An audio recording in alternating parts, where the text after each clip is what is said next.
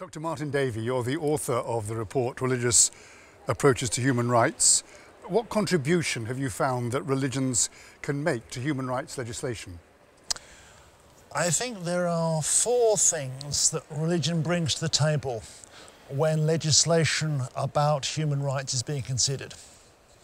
The first is that religion makes sense of why you'd have a legislation in the first place. In order to have a coherent framework for human rights, you have to have a concept of objective moral law.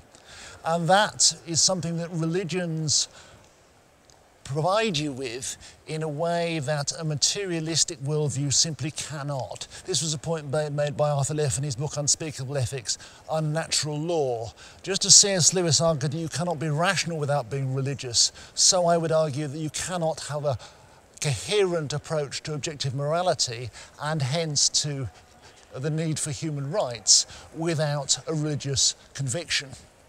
The second thing which religions bring to the table is their specific moral traditions and insights which contribute to the global discussion about human flourishing, which human rights legislation needs to reflect.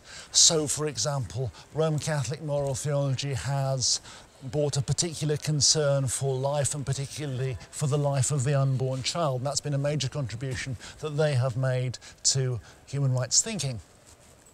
Thirdly, religions can remind people that actually the free exercise of religion is itself a crucial human right.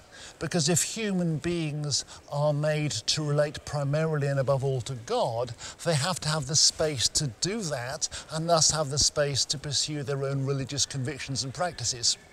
And finally, what religion can help bring to the table is the promise of deliverance. There's no point in having legislation if it remains a dead letter. There needs to be buy-in. People generally need to support rights and put them into practice.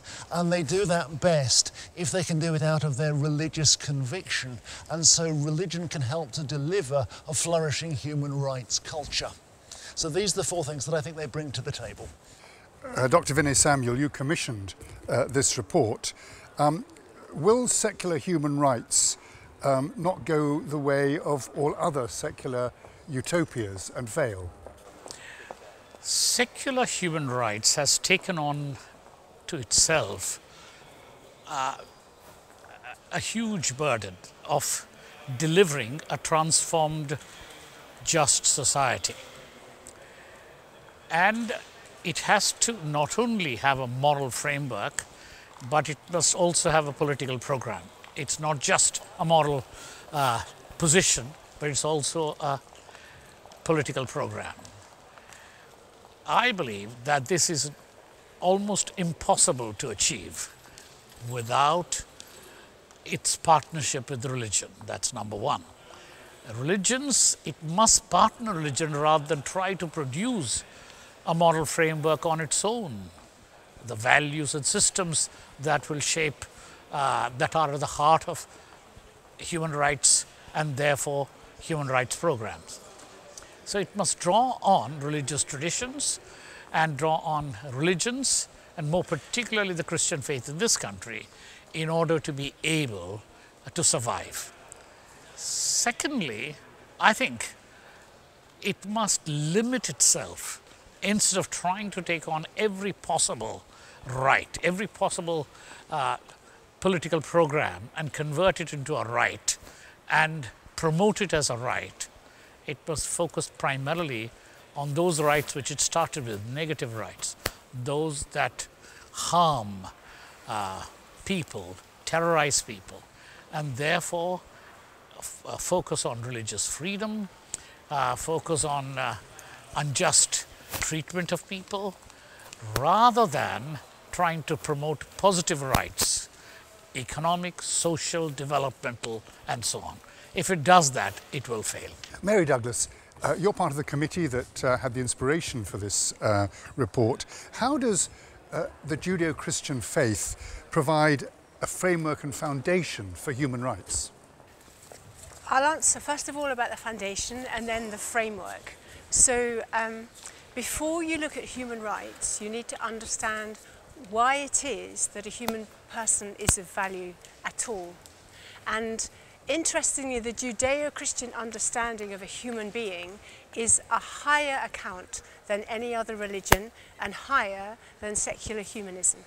So for a Judeo-Christian, we are created in the image of God, and we are sons of God, as compared to Islam, where we're subjects of God, and therefore our value in Islam is conditional upon our obedience.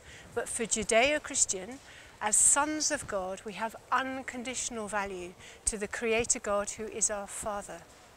Christianity also adds to that we are worth to God the worth that He places on us when He comes Himself as Jesus Christ to pay the price for us. So the worth that God places on us is Himself.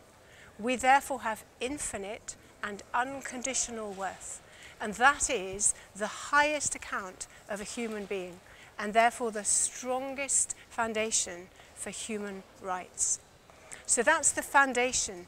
In terms of the framework, the joy of Judeo-Christianity is that it is a guarantor of freedom of religion for all, even those who want to have no religion, those who want to have a different religion, because the core of Christianity and Judeo-Christianity is our relationship with God. God seeks an authentic relationship with us, and free will and freedom of choice is a necessary prerequisite for that. Ed Costello, you're chairman of Grassroots Conservatives, and you have inspired the production of this report as a contribution to the debate about a British Bill of Rights. What contribution do you think that it will make to the development of a British Bill of Rights? I think that by drawing on the proud history of religious influence on rights within this country over the last 2,000 years, it will ensure that there is a balanced debate and a balanced contribution to what is otherwise an agenda which could be at risk from militant atheism, secularism, and so on. This country is fundamentally a Christian country. That does not mean that everybody goes to church on Sunday, but it does mean that our basic principles rest on our Christian, Judeo-Christian traditions. Therefore, we as Grassroots Conservatives felt that a report was needed because the debate so far as we saw it, was totally lacking in a contribution from that aspect. And indeed, now the report has been produced, we also find that so far nobody else has entered that particular fray. So we're in the clear, we are contributing to that debate. What we want to do is to make sure that all the MPs and the Lords who are involved in this Bill of Rights actually understand where we come from and hopefully where we're going. That would be my basic answer to your question. The report, Religious Approaches to Human Rights, can be ordered through Amazon and Kindle by looking for Religious Approaches to Human Rights by Martin Davey, and it can be ordered also through those systems to the Oxford Centre for Religion and Public Life, and it costs £10 with £2 for postage.